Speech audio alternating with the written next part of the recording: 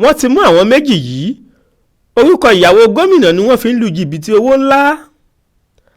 Àhámọ́ àwọn ọlọ́pàá ìpínlẹ̀ Kánò ní àwọn ọ̀daràn méjì kan, Umar Adamu àti Hussaini Musa, tí wọ́n forúkọ ìyàwó gómìnà ìpínlẹ̀ náà lu àwọn aráàlú ní jìbìtì owó ńlá wà báyìí. Aláròyé gbọ́ pé ọjọ́ Ẹtì Friday ọjọ́ 14 oṣù keje ọdún yìí lọ́wọ́ pálábá àwọn ọ̀daràn méjèèjì náà ségi, tí wọ́n sì fọwọ́ òfin mú wọn jù sáhàámọ́.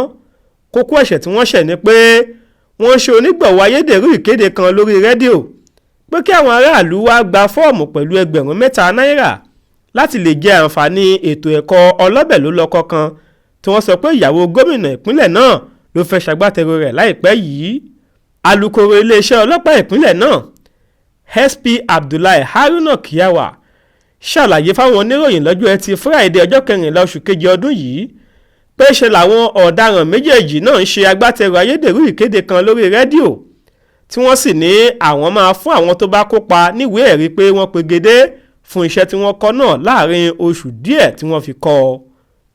Lórí ọ̀rọ̀ yìí kan náà, kọmíṣánná ọlọ́pàá nípínlẹ̀ náà CP Mohammed Hussaini Gumen ti rọ àwọn aráàlú pé kí wọ́n rí i dájú pé kì í ṣe àwọn ọ̀daràn ni wọ́n ṣèpolongo kó tó di pé wọ́n kówó ọwọ́ wọn sílẹ̀ fún ohunkóhun, pàápàá jùlọ bí ìlú kò ṣe fararọ báyìí.